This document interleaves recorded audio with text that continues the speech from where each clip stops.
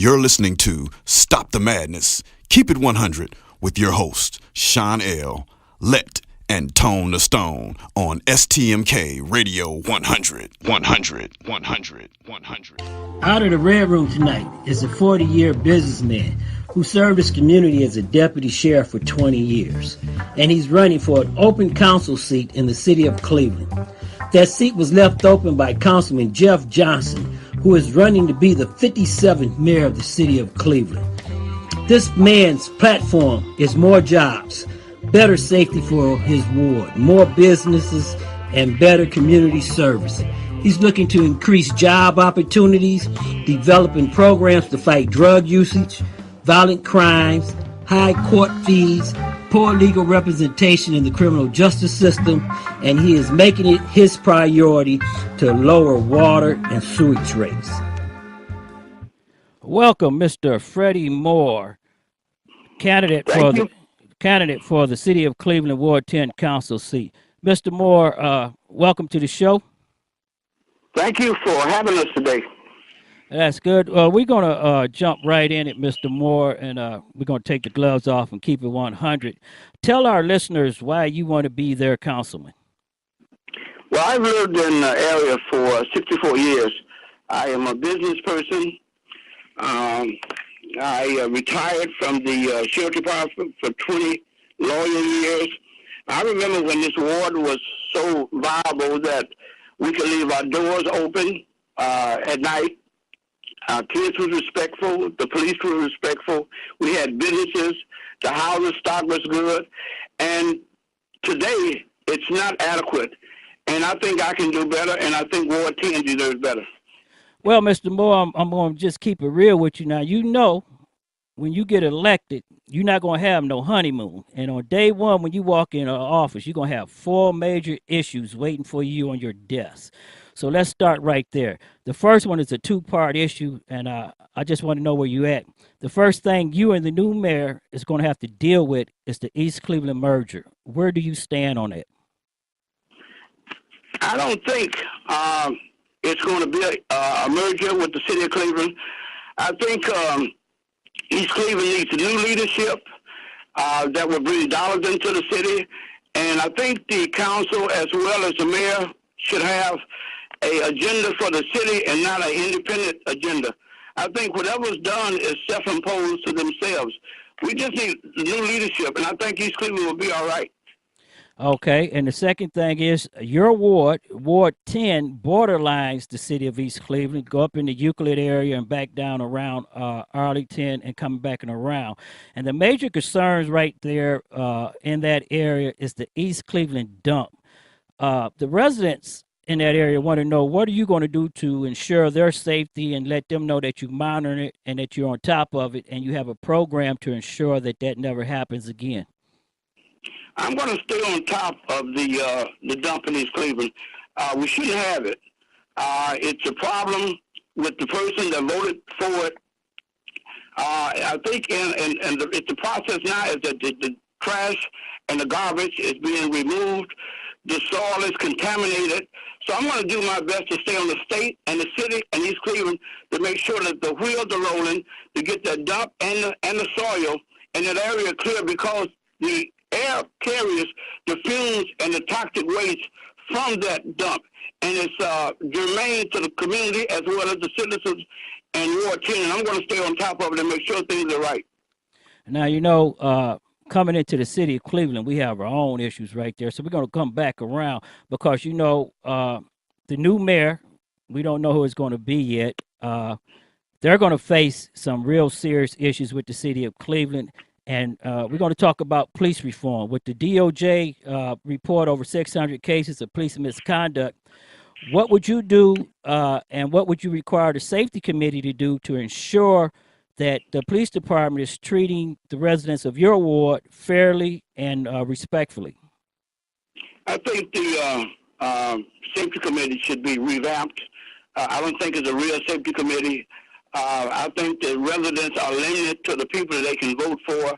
And I think the police department needs a sensitivity training, and that they shouldn't look at our residents as just a job. I would want the police department to walk in our area to get to meet the residents, as well as the residents get to meet the police, and to put a face and a name on the residents. You cannot ride around in that car and get to know the residents. It's just a job to them. It has to be more so for them to care about our community, and I'm going to make sure that the police department, when the guys are off duty, I would like to hire our own in-depth police department so we can have a complete walk around and talk to the residents and get to know them. They would have less time to pull a gun on a kid if he knows his name and he knows he's a resident and he know the kid, and vice versa. The kids should know the police, and they should respect each other. We don't have that right now, Sean. That is correct, and you remember the old days we did have beat officers, and the police officers did get out and go into the community, talk to the owners. They was invested in the community. If they didn't even live in the community, they came back and went into bars or went into the shops with the owners and sat down with them. You're correct on that issue. That's correct. Now, I want to ask you some things that's going down the line that some of the mayoral candidates has brought up that they're real serious about. Number one, the city of Cleveland has a problem with disciplining their law enforcement officers, and due to the fact that is blinding arbitration, where the arbitrator is coming back and forcing the city to hire those police officers back that they feel violated the law or violated somebody's rights. So you continue to have this repeat circle going on. Would you be willing, or are you for removing binding arbitration from the union contract, giving the rights back to the city to hire and fire their employees? I would have the state have a bigger role in it. The arbitrators, they're not for the people, they're not for the residents, they're not for the voters, they are for the system, and the system is the problem now. I would vote to get the arbitrators out. I would not allow them to have anything to do with the judgment of the police department. I think we need to bring the residents in as far as the committee, so we can really get some truthful answers to the police department, because we're being mistreated. We got police coming from out of city in our town, putting folks in jail, when a lot of times you don't have to go to jail. You can get out and talk to these people. And then if you take it downtown, it's business as usual. Well, it's time for a change. Whatever you did 10 years ago, it hasn't changed, Sean, and we need to make change right now. And I'm in a position now to make change if the people elect me Councilman Ward 10. Now, we're going to continue on that issue right there, because one of your, well, I'm not going to say one of yours, but a 57 mayoral candidate has proposed also one to issue a city ordinance that no city employee or union employee would get paid by the taxpayer. So basically what he's saying is that he will reassign Steve Loomis, the CPPA, the FOP, and all those people back to zone cars and make them work on union business on their own time. Would you be for something like that? I would agree. You shouldn't take the city money and beat up the people with it. That's what you're doing. City won't run the money. Taxpayers will. These seniors living on fixed incomes, they can't beat the system. We have to go in and fight for our rights, and that's what we're going to have to do. I would agree with the person that's proposing that issue. Now, also, we're going to, right here before we leave the police reform, the city of Cleveland spent $10.9 million for a reverse 911 system. And back in May or early May, you had what was known as the Facebook killer in the city of Cleveland. Ward 9 and 8 was packed on Easter Sunday to the rafters, and they was never notified, nor did the city use the 911 reverse system, and churches had to do their own calling to tell people about the Facebook killer, and you didn't hear from the administration at all until 6 p.m. Now, the question is that the chat room and everybody want to ask if the city's not going to use a 911 system for a man walking around saying that he's going to continue to kill residents at will, what good is that system? So when you become councilman, will you change the program for that to make sure that the residents in 8 and 9 are notified when Jacob Field, the hospitals, and the educational institutions are when they wasn't at that incident? That's more the same, Sean. That's wasteful spending. I think we should go back and look at the whole process and reverse it. Why would you spend money on a program that does not work? And then if the residents need you, you're not there for them. Yes, I would reverse it. I would vote to reverse that and look at another system for our residents and our taxpayers. Now, our school system is very, very important for the community. As you know, it takes a village to raise a kid, but our school system is only graduating about 45% of the senior class. And of that senior class, staggering, only 32% goes to higher education. So would you be for putting programs back into the schools that teach kids trade like auto or laying bricks or electrical or something, so when they do come into the community, they have a trade that they can fall back on? Skills is the remedy. You got people that do not have a vested interest in our kids making six figures. They don't come into the ward. I think our schools are having a F as far as the grading now. I've already talked to retired plumbers, carpenters, that will come out and help us and donate their time to teach kids, carpenters, how to rebuild these houses, plumbing, and I'm ready for it. And I have a committee. I cannot do all this work by myself, so I have a heck of a committee that's working with me, and we're going to work all over the ward to make sure our young folks learn a trade, just like the prostitutes on the corner. They need to go into a facility, learn a trade, because it's a better way than selling your body. They just need to be learning, and in the city, don't want to hire kids because they don't have the training. But if you don't have a program to train them, how are they going to learn? So what we're going to do is we're going to have skill training for these kids. Now, you brought something up that, matter of fact, I was at a Ward 10 meeting a couple of weeks ago. In the Euclid Wayside area, that is a high prostitute drug area up there. And most of the business people up there, like the motels, that's their client in town. That's where they're making their money and stuff at. So how would you change that around so they won't go into that dark side trying to make that money so you can clean that area up? You have to educate them. You have to let them know that it's a better way and it's skills.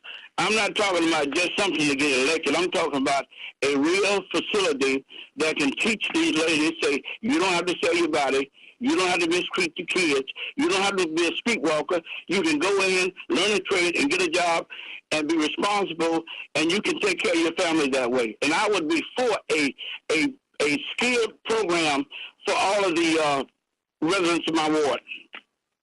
Now, we know that the government right now, as it stands, there's got to be a change. So let's go back into what's happening with the city of Cleveland on these sewer rates. They're astronomically high, and then they're charging more for recovery fees than actual usage of the product that you have. How would you change that around as being a councilman without hurting the services that are being provided right now? I have a four-suite apartment building I purchased in 2013, and it's a four-suiter, and I have a water bill and a sewage bill about $800 a month. They're running the city through the water department. Now, I have to make priorities, and my priorities are to my tenants. Now, I would vote to repeal and investigate the company that the mayor has hired to charge these people, because there's something definitely wrong with the water bills and the sewage bills. I have talked to senior citizens that couldn't buy their medicine because they had to pay for the sewage and the water bills. It's a pyramid scheme. If you go downtown, Sean, and make arrangements to pay your bill and say something happens, you get sick, your wife die, your kids go up to school. If you miss a payment, they demand all the money, and if you don't pay it in 30 days, they'll make a way to sell your property. They're putting people in the streets. They're making people homeless. I would vote to repeal that, and I would do whatever I can to make sure we bring a company in here that's friendly to the voters and not against them. Now, going back into the chat room from Ward 10 residents here that we have put out there, investing into the young people in your community, how are you going to, in that area, Euclid area, coming back down around Eddy Road and back into the areas right there, how are you going to bring the companies back into that area with the way the police department is and the way the crime is? What is your program to entice them to come back into the area and build that area back up? Qualified labor. They have people that have worked in the ward and have lived in the ward. And most of the kids that are here, we talk to a lot of kids because as we are canvassing, we talk to them. And we tell them that, like myself, Sean, I have a business, I own a home, I have everything, every kind of car that I want, and I got that through working, not selling drugs. It's a better way, and most of the kids are receptive. If you show them a way to make money and a way to be responsible and a way to work, they will work. But at this point, at this juncture, they're not getting that. We're going to make a change. We're going to do it now as soon as we're elected, and we're going to be elected. We're good for that. Hold on for 1 minute. Facebook Live, YouTube, Snapchat, Instagram. We're talking with Mr. Freddie Moore, candidate for the city of Cleveland, Ward 10 council seat that was left open when Jeff Johnson decided to run for the 57th mayoral election. Mr. Moore has been telling us about his program, and he has some very serious stuff that he's talking about. And we talked about, I want you to go back on demand or go back into it later on, because he talked about doing some very serious things for police reform that our city needs to really bad. He talked about some of the cases. Now, Mr. Moore, I want to go back into it and bring you back in here with us. The city of Cleveland, and the biggest thing right now that you may have to vote on, again, like I said, you're not going to have no honeymoon, it's the $175 Q deal downtown. But before you answer that question, I want you to put that in your mind before you go there. Downtown has been the beneficial of all of the money and all of the redoing, which, you know, we did it. We've got downtown back. We built the sports thing.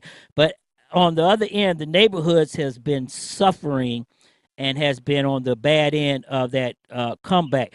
So you're going to have to vote for that Q deal because you know that it probably will go to the ballot. But what is your thoughts with the new mayor in order to get the communities and the neighborhoods back to where they need to be at? I don't have a problem with competition, but they say you take care of home first. I've looked at the west side, I've looked at downtown, and the mayor is doing a great job with that, but he forgot about the east side. I would have not voted to give the Q $88 million, I think it is, and we have abandoned houses, holes in the streets, homeless people, no jobs, crime. I would not have done that, and we don't have any programs out here. I will fight against that. And we have a better matter of fact, we have a candidate in the race that voted for that $88 million Q deal. I'm not for giving our money to any millionaire, and we have all these problems in our ward. Now, with that, in the neighborhoods, the crime, the abandoned houses, would you set up a task force? Something that I noticed that the factories and the banks are doing, they're they're dropping foreclosures and they're walking away from their properties. Would you set up or recommend a task force to go after these homeowners and bankers who doesn't live in the city but just going to walk away and let their property rot to hold them responsible for the upkeep? We're going to train these young kids to rebuild these houses. And we're going to do the best we can to investigate to see who own the property that they walk away from. And I'm going to do everything I can to have them prosecuted as soon as I'm elected councilman. And we want to go back to that because you said something that I wanted to go right into right here. I know we don't have that much time, but I want to go into making homeowners out of our homeless residents and our low-income residents, as you just said that you're going to train the kids to rebuild up the vacant properties, and then are you going to give them to low-income people or homeless people to bring them into the homeowner marketship? Well, we're going to try to have a situation in Ward 10 where we won't have any homeless people. We rebuild these houses, and if we have homeless people, we're going to have a lottery. Hopefully, that we can take some of the homeless people off the street and have programs so we can bring them in and teach these kids, teach the prostitutes, and teach the folks that walk at night. It's a better way in this city, in Collinwood area today, than the way they've been living for the last 5 to 10 years. Now, the biggest issue that most people in the city of Cleveland is faced with, but it's a silent one that's going around, is the regentrification of their residents. If you notice, downtown was built up, they was pushed into the neighborhoods. Now they're being pushed out of the neighborhoods and they're being pushed into the outlying counties. Have you been thinking about that, the way to get our residents, to get them to take roots into the community and stop everybody from fleeing the community to the suburbs so they can give back into the community and get the city back the way it used to be, like in the early 60s, 70s, where everything was down on Superior, Euclid, 105th, back that area? Well, if they own their property, and most of the people are leaving Cleveland because it's not here anything for it's nothing here for them. They're being taxed out without representation. The city hall is not friendly to them. They have to go down to the water department and they talk to the residents like they got tails, and they misuse the people. And the police are residents like it's a second, third country, and it's not. It has to be a better way for us to get together and live together. At this point, Shawn, we're going to have to give the people a reason to come back home. Give them programs, give them jobs, make sure it's safety here. And that's what we're working towards. Now, you mentioned something, too, for the education. Policing the community, back in the 60s and early 70s, the federal courts instituted a consent decree on most cities. And the cities instituted a program like the BPO program, the Armed Auxiliary Program, where they educated our young black youth, trained them to be police officers, and then promised them jobs on a 2-year out program like it was the BPO program. Would you be interested, or would you fight to bring that program back to put police officers inside the community that comes from the community that looks like the community? Well, nobody wants it to look like a police state. I think that's education. I think we educate our kids how to respect our seniors, how to respect our teachers, and you go to school to learn. And that starts at home. Putting police on the street is really not going to make a difference. We have to give them a reason to want to be here, to want to learn. We have to bring programs here. We got to invest that block grant money into our community. And if you don't have enough block grant money because of the people that are leaving the city of Cleveland, I would ask a colleague to pool this money together so we can work in the areas that's more needed. And the next year, we'll work in his area if it's more needed. So I think it's service and money and just come into the community and do some work. Well, before I let you go, Mr. Freddie Moore, I'm going to ask you a question. I'm going to give you a chance to talk to the listeners and talk to your voters and let them know how you is. But for somebody to say that I just can't vote for Freddie Moore, or I'm not there yet, or I just want to give Miller another try because he got a bad rep, what would you say to the people that may not be in your corner or may not be on your side, and the people that's on your side? So what I want you to do right here with the remainder of your time, I want you to talk to the citizens of Ward 10 in the city of Cleveland and let them know what you're going to do for them and why they should give you the shot, even if they're not looking at you right now. Well, my name is Freddie Moore. I've been in Cleveland for 64 years. Like I said, I have a business here for 40 years. I'm retired from the county sheriff department. I work in East Cleveland, police there, part-time. Shawn, most of the candidates have gave me a bad rep. They really scare the seniors. They just lie on you. You know how they do it. I've done my best to work in this ward. I've gave all I could to this ward, and I'm ready to work for this ward. All I need is an opportunity to show the people that I'm serious, to bring the programs. I would always call you back. I am not what they say I am. I am a Baptist person. My church home is Christ Baptist Church, 25 years. I'm a good citizen, a good resident, and I'm a good taxpayer. And I'm asking you for your support, and I'm asking you for your vote September the 12th, 2017. Remember, the last 5 years, has anything changed? If you serious about voting, look and see and read the literature, and I appreciate your vote. And thank you, and God bless. Mr. Freddie Moore, we appreciate you coming on Stop the Madness, Keep It 100.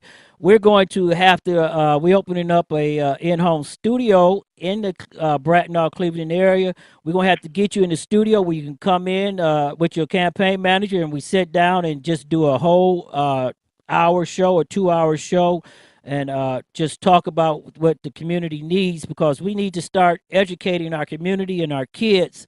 And we're going to give you a lot of play, and we hope that you remember, stay with the community, and we're going to try to help you out. Hey, we thank you for joining us on Stop the Madness and Keep It 100 and coming in to have the interviews. People, this is Freddie Moore. We want you to look at him.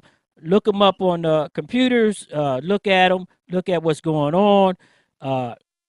Check him out, his campaign. When he's going to be at some town halls or community meetings, we will let you know, and we appreciate you. Right now, we're going to go pay some bills, and we'll be right back.